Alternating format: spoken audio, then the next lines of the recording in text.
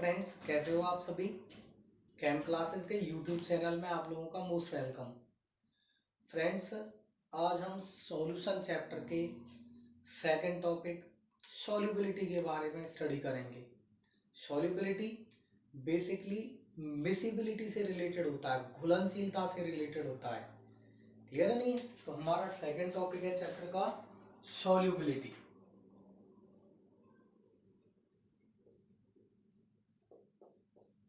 Chapter में हम दो टाइप की सॉल्युबिलिटीज का स्टडी करेंगे friends. Solubility of solid in liquid substance और solubility of gases in liquid. Clear है नहीं है? Solubility of solid in liquid, solubility of gases in liquid type solutions. Clear है नहीं है?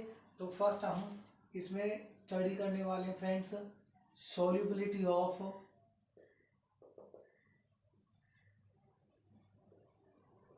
Solid in liquid type solutions. यानी solid हमारा कोई भी सॉल्यूट पार्टिकल है और लिक्विड हमारा क्या है? सॉल्वेंट के।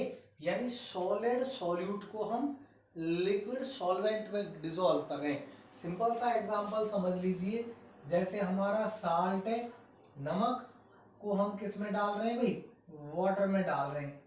क्लियर है नहीं है? तो उसकी सॉल्युबिलिटी कौन कौन से फैक्टर पे डिपेंड करती है और उसके लिए सॉल्युबिलिटी टर्म हम किस तरह से यूज करेंगे। क्लियर है ये चीज? तो सॉल्युबिलिटी का मीनिंग होता है friends miscibility of one component into another component. Chemistry में सॉल्युबिलिटी के लिए हम क्या देंगे डेफिनेशन कि maximum amount of solid solute that can be dissolve in A given quantity of liquid solvent eight a particular temperature. किसी दिए हुए टेम्परेचर पर एटमॉस्फेरिक कंडीशंस पे यदि कितनी maximum quantity of solid solute liquid solvent में जितना हम डिसॉल्व कर सकते हैं that is called its solubility. Clear है नहीं है? Maximum quantity of solid solute that can be dissolve in liquid solvent is called its solubility. Okay, solubility के लिए फैक्टर आते हैं कि ये सॉल्युबिलिटी कौन कौन से फैक्टर्स पे डिपेंड करती है। ये क्वेश्चंस पूछा जाता है कि कौन कौन से फैक्टर्स पे सॉल्युबिलिटी डिपेंड करता है। तो इसमें सबसे पहला फैक्टर आता है friends nature. Nature of solute और सॉल्वेंट। सॉल्यूट और सॉल्वेंट की नेचर किस टाइप की है फ्रेंड्स? इसके लिए आ जाता है, आप सिंपल सी एक वर्ड में इसका वो आ जाएगा, लाइक डिसॉल्व लाइक रूल। ये रूल समझ लीजिए, लाइक डिसॉल्व लाइक, जैसा है वो उसी तरह के कंपोनेंट के साथ मिसिबल होगा, सॉल्यूबल होगा। क्लियर नहीं है? ये लाइक डिसॉल्व लाइक का मतलब समान एक जैसे घुलनशील होंगे, डिफरेंट अघुलनशील होंगे, एमिसिबल होंगे। क्लियर नहीं है? ये इनसॉल्युबल होंगे।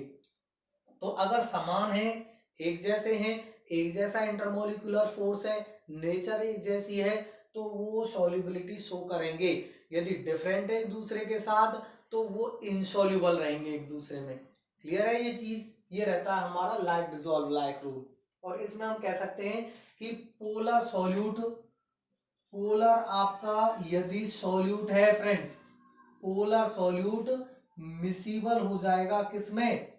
पोलर सॉल्वेंट में। पोलर सॉल्यूट पोलर सॉल्वेंट के साथ क्या रहेगा? सॉल्यूबल। ओके। और दूसरा है इसमें, यदि हमारा नॉन पोलर सॉल्यूट है, नॉन पोलर आपका क्या है? सॉल्यूट। नॉन पोलर सॉल्यूट की बात करें हम, और हमारा पोलर सॉल्वेंट हो फ्रेंड्स, पोलर सॉल्वेंट हो, तो सॉल्युबिलिटी कैसी रहेगी? इनसॉल्युबल। ओके। ये लाइक डिसॉल्व लाइक रूल कहता है कि यदि आपके पोलर पोलर होंगे तो सॉल्युबल होंगे, पोलर नॉन पोलर होंगे तो इनसॉल्युबल होंगे, और नॉन पोलर होंगे तो सॉल्युबल हो जाएंगे फिर से। क्लियर है नहीं है? ये भी नॉन पोलर हो सॉल्यूट भी, और सॉल्वेंट भी नॉन पोलर हो, तो सॉल्युबिलिटी क्या रहेगी? मिसिबिलिटी दिखाएगी, सॉल्युबल होंगे। ओके। तो ये हमारा फर्स्ट फैक्टर है नेचर दूसरा फैक्टर आ जाता है फ्रेंड्स इसमें टेम्परेचर।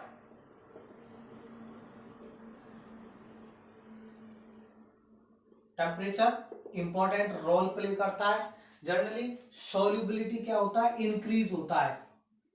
सॉल्युबिलिटी इंक्रीज होगी with rise in temperature.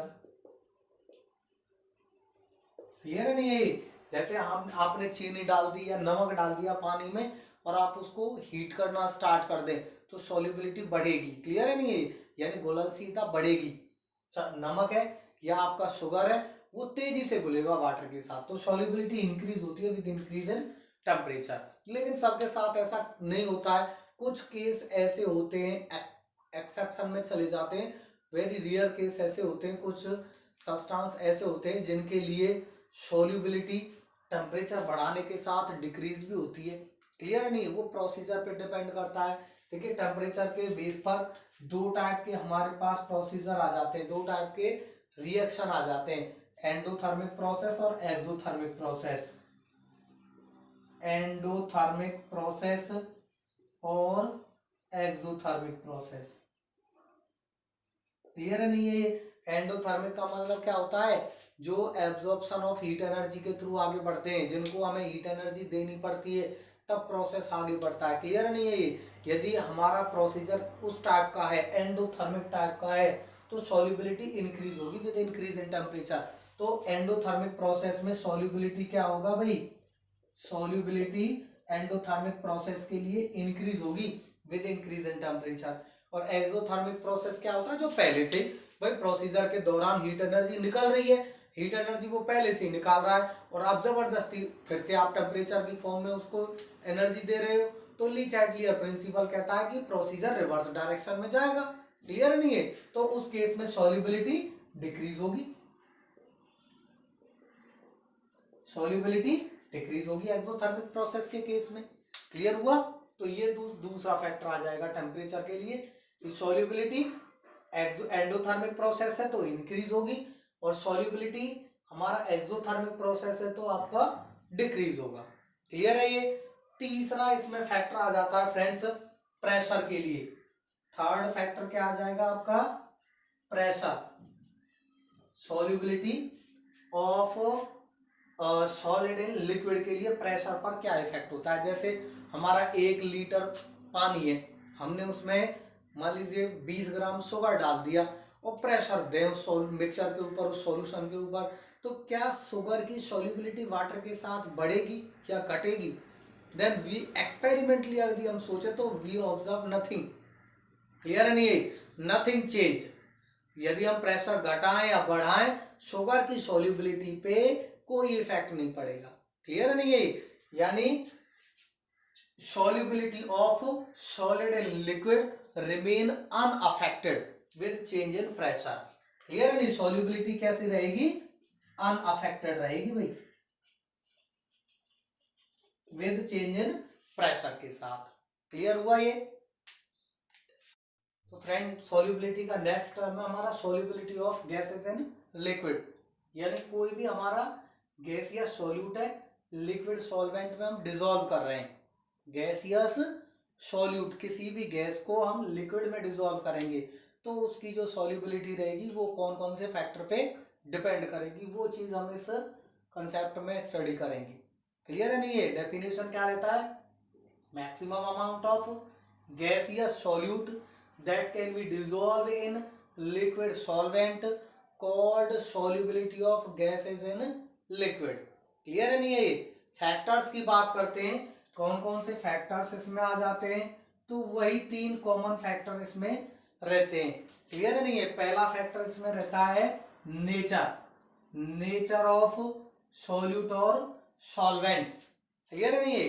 Nature of gas and liquid, दोनों की नेचर कैसी है। क्लियर है नहीं है? ये नेचर ऑफ, सबसे पहले गैस देख लेते, नेचर ऑफ गैस। तो कोई भी गैस है, याद रखना एक सिंपल वर्ड है कि more easily a liquefied gas को, लिक्विफिएबल गैस, जितनी जल्दी लिक्विफिएबल गैस होगी, liquefiable gas increase the solubility, clear है नहीं ये, more easily a gas liquefy, higher will be its solubility. जितनी जल्दी किसी भी गैस को हम लिक्विफाई कर सकते हैं। गैसों को लिक्विफाई कैसे किया जाता है दोस्तों, टेम्परेचर को लो करके, प्रेशर को बढ़ा करके, क्लियर है नहीं ये, टेम्परेचर और प्रेशर की कंडीशंस को यदि हम चेंज कर दें तो किसी भी गैस को हम लिक्विफाई कर सकते हैं, क्लियर है नहीं है ये। जितनी जल्दी कोई भी गैस लिक्विफाई हो जाएगी उतनी ही ज्यादा उसकी सॉल्युबिलिटी होगी, क्लियर है ये। अब जैसे हम एग्जांपल लें, कार्बन डाइऑक्साइड है एक गैस हमारा, क्लियर है नहीं है, कार्बन डाइऑक्साइड गैस है और दूसरा मान लीजिए ऑक्सीजन है, नहीं है। अब इन दोनों की सॉल्युबिलिटी पानी में देखनी है हमें, वाटर में किसकी ज्यादा है, क्लियर है। तो सिंपल सी बात है, जो गैस जल्दी लिक्विफाई हो जाएगी उसकी सॉल्युबिलिटी वाटर में ज्यादा होगी। हमें ऑब्जर्व होता है कि carbon dioxide more easily liquefy in comparison to oxygen के, यानी कार्बन डाइऑक्साइड को ऑक्सीजन के कंपेयर में जल्दी लिक्विफाई कर सकते हैं हम, तो सॉल्युबिलिटी कार्बन डाइऑक्साइड की ज्यादा रहेगी इन कंपैरिजन टू ऑक्सीजन के, क्लियर है नहीं, किसकी हाई रहेगी, CO2 की। यानी जितनी जल्दी किसी भी गैस को लिक्विफाई कर सकते हैं उतनी ही ज्यादा उसकी सॉल्युबिलिटी होगी। दूसरा इसी में एक तो लिक्विफिएबिलिटी आ जाता है, नहीं है, दूसरा रहता है इसमें आयनाइजेबिलिटी, आयनाइजेशन। जो गैस जितनी जल्दी आयनाइज हो जाएगी एक्वा सॉल्यूशन में, वाटर में डालने पर, ठीक है, आयनाइजेशन इन वाटर, जितनी जल्दी कोई भी गैस वाटर में डालने पर आयनाइज हो जाएगा उसकी सॉल्युबिलिटी उतनी ही ज्यादा होगी। हम इसमें कंपेयर करें, जैसे कंपैरिजन करते हैं इसमें हम, जैसे HCl गैस का,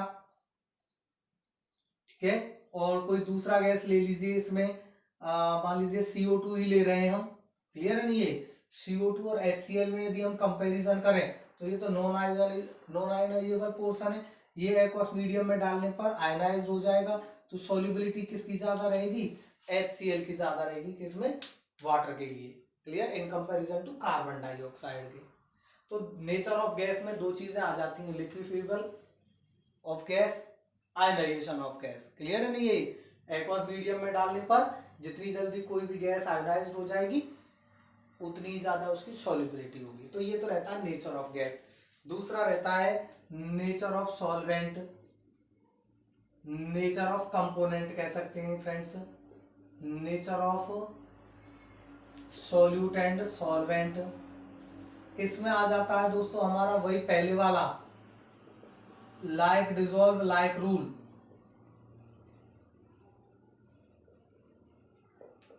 लाइक डिसॉल्व लाइक रूल, ये वाला, क्लियर है नहीं है ये क्या कहता है, नॉन पोलर गैस है तो नॉन पोलर सॉल्वेंट के साथ सॉल्युबल होगी, पोलर गैस है तो पोलर सॉल्वेंट के साथ सॉल्युबल होगी, क्लियर है नहीं, polar gas can be soluble with polar solvent, non polar gas can be soluble with non polar solvent. यानी पोलर गैस है सॉल्युबल होगी किसमें, पोलर सॉल्वेंट में, नॉन पोलर गैस है तो वो सॉल्युबल होगी आपकी नॉन पोलर सॉल्वेंट जैसे बेंजीन वगैरह है, ठीक है, सॉल्युबल रहेंगे ये।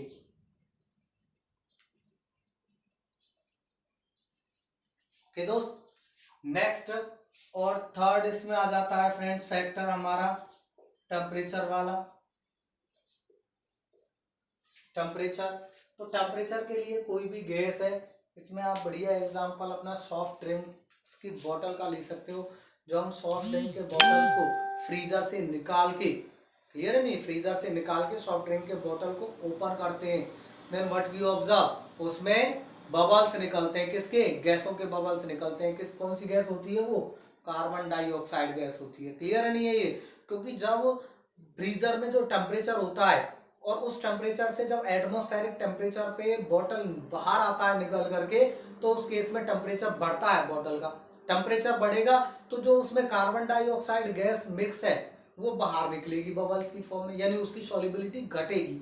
तो हम कह सकते हैं solubility of gas, solubility of gas decrease, ठीक है, with increase in temperature, with rise in temperature, rise in temperature. Clear है नहीं? सॉल्युबिलिटी गैस के लिए टेम्परेचर बढ़ाने के साथ साथ घटती है। और नेक्स्ट और लास्ट फैक्टर आ जाता है फ्रेंड्स, इसमें इंपॉर्टेंट फैक्टर भी है ये, प्रेशर। बेवरेज इंडस्ट्री इस फैक्टर पे ही काम कर रही है। प्रेशर के साथ साथ क्या क्या कह सकते हैं हम कि solubility, solubility of gas increase with rise in temperature. Temperature बढ़ाएंगे तो सॉल्युबिलिटी ऑफ गैस इंक्रीज होगा, सॉरी प्रेशर बढ़ाएंगे तो सॉल्युबिलिटी ऑफ गैस इंक्रीज होगा, प्रेशर। क्लियर है फ्रेंड्स? तो यहां पर चारों फैक्टर को एक बार दोबारा से देख लेते हैं। नेचर ऑफ गैस में दो चीजें आ जाती हैं, जितनी जल्दी कोई भी गैस लिक्विफाई हो जाएगी सॉल्युबिलिटी गैस के लिए हाई रहेगी, जितनी जल्दी कोई भी गैस एक्वस मीडियम में आयोनाइज्ड हो जाएगी उसके लिए सॉल्युबिलिटी हाई रहेगी in comparison to other gases के। नेचर ऑफ सॉल्यूट और solvent, like dissolve like rule आ जाएगा। Non polar solute, non polar gas soluble with non polar solvent, polar gas soluble with polar solvent. तीसरा factor आ जाता है friends इसमें temperature. तो किसी भी गैस के लिए लिक्विड में उसका सॉल्युबिलिटी बढ़ता है विद डिक्रीज इन टेम्परेचर, घटता है with increase in temperature. Temperature बढ़ाओगे तो solubility of gas in liquid decrease होगा। और फोर्थ फैक्टर आ जाता है इसमें हमारा प्रेशर। तो प्रेशर बढ़ाते हैं हम, solubility of gas rise up होता है, इंक्रीज होता है। और इसी पर हमारा एक टर्म आ जाता है हेनरीज लॉ, जो इसी फैक्टर पे काम करता है दोस्तों। किस पे काम करता है वे? प्रेशर वाले फैक्टर पे, हेनरीज लॉ। हेनरी लॉ क्या कहता है friends? Henry law basically pressure वाले टर्म से रिलेटेड है। क्या कहता है? जब हम किसी भी गैस को लिक्विड सॉल्वेंट में डिसॉल्व करेंगे तो उसका सॉल्युबिलिटी किस पे डिपेंड करेगा? प्रेशर पे डिपेंड करेगा। और हेनरी ने क्या रिप्रेजेंटेशन दिया है कि solubility of gas directly proportional to the pressure applied over the gas with the liquid. Clear है नहीं? ये जिस लिक्विड में हम गैस को डिसॉल्व करने वाले हैं उसके ऊपर अप्लाई किए जाने वाले प्रेशर के डायरेक्टली प्रोपोर्शनल रहेगा क्या? सॉल्युबिलिटी। समझ लीजिए जैसे हमारा ये एक सिलेंडर है फ्रेंड्स, फ्रैक्शनल लेस सिलेंडर है, इसमें यहां तक लिक्विड भरा हुआ है दोस्तों, ठीक है, और ये क्या है हमारा? कोई भी गैस है। क्लियर है नहीं? ये हमारा क्या है? नॉर्मल कंडीशन पर है,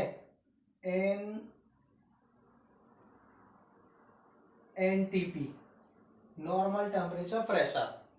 अब जैसे ही हमने प्रेशर बढ़ाया, मान लीजिए आपने प्रेशर को राइज अप किया है, प्रेशर इंक्रीज हुआ। क्लियर नहीं? ये प्रेशर हमने बढ़ा दिया, हाई प्रेशर पर ले गए हम, प्रेशर इंक्रीज कर दिया, तो क्या रहेगा आपका? लिक्विड के साथ जो गैसों के पार्टिकल हैं वो भी क्या हो जाएंगे फ्रेंड्स? सॉल्यूबल हो जाएंगे। क्लियर नहीं है? यानी गैस पहले क्या था हमारा? गैस अलग था और लिक्विड अलग था। क्लियर नहीं है? जैसे ही हमने प्रेशर को बढ़ाया, प्रेशर को हमने पहले यहां था, यहां से और इतना ले आए यहां, ये प्रेशर हमने राइज अप कर दिया, तो गैसों के पार्टिकल लिक्विड में क्या हो गए? मिसिबल हो गए, सॉल्युबल हो गए। नहीं है? तो दोस्तों जब आपका नॉर्मल प्रेशर था तो गैसों के पार्टिकल अलग, लिक्विड के पार्टिकल अलग। क्लियर नहीं है? जब हमने प्रेशर को बढ़ाया तो गैस कंप्लीटली डिसॉल्व हो गया लिक्विड में। क्लियर नहीं है? तो ये क्या इंडिकेट करेगा? ये इंडिकेट करेगा कि गैस के लिए उसका जो सॉल्युबिलिटी होता है वो प्रेशर पे डिपेंड करता है, प्रेशर के डायरेक्टली प्रोपोर्शनल होता है, ये कह सकते हैं। जितना ज्यादा हम प्रेशर अप्लाई करेंगे सॉल्युबिलिटी ऑफ गैस लिक्विड में उतना ही बढ़ेगा। ये हेनरी का स्टेटमेंट है। क्लियर हुआ?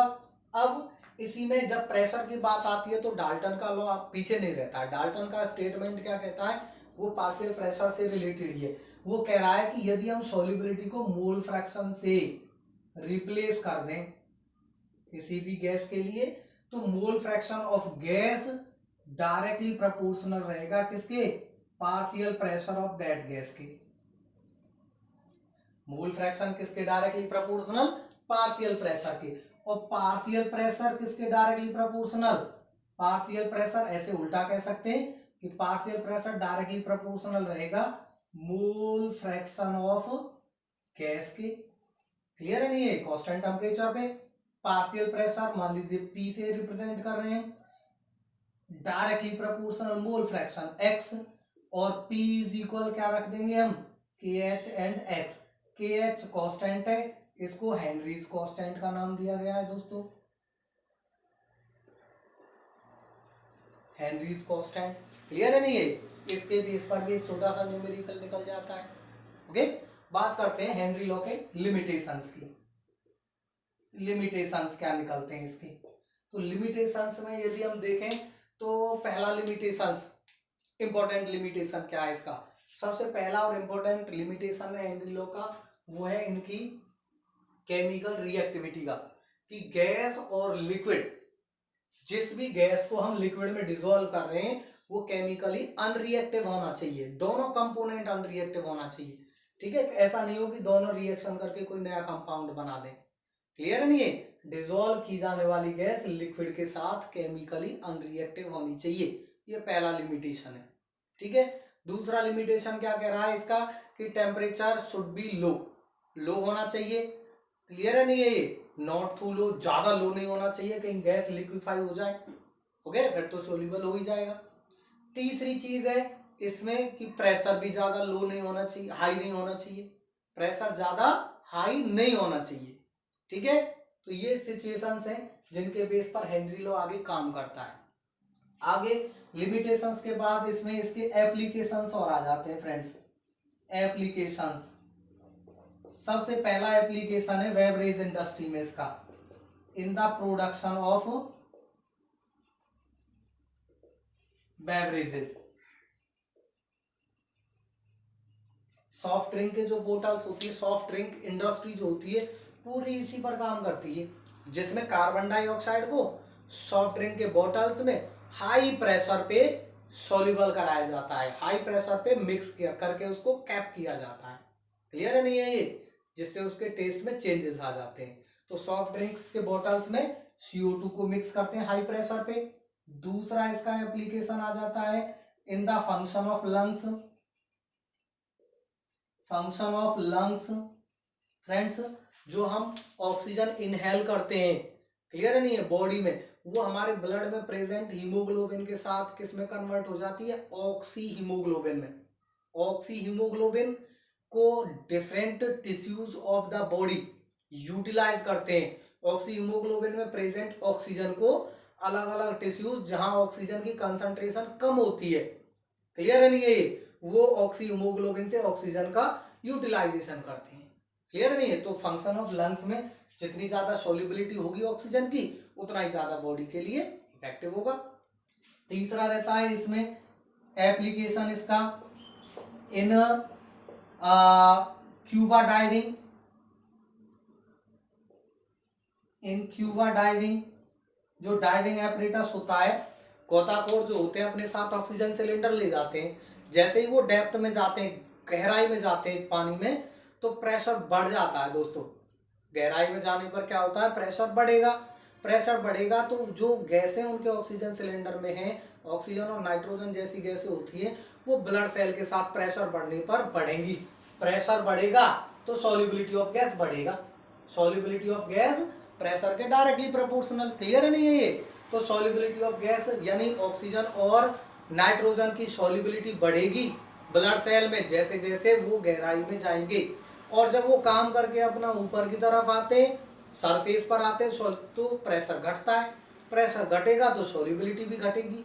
लेकिन नाइट्रोजन में, नाइट्रोजन के जो पार्टिकल होते हैं वो बैंड फॉर्म कर देते हैं ब्लड सेल में, बड़ा साइज है, तो उस केस में वो क्या है, कंप्लीटली एक्सट्रैक्ट नहीं होते ब्लड सेल से। क्लियर है नहीं है ये? वो क्या बना देते हैं, कैपिलरीज को ब्लॉक कर देते हैं, ब्लड सेल में ब्लॉकेज क्रिएट कर देते हैं। जैसे एक बीमारी, जैसे एक डिसीज क्रिएट हो जाती है डाइवर्स के लिए, जिसको बैंड नाम दिया गया है दोस्तों।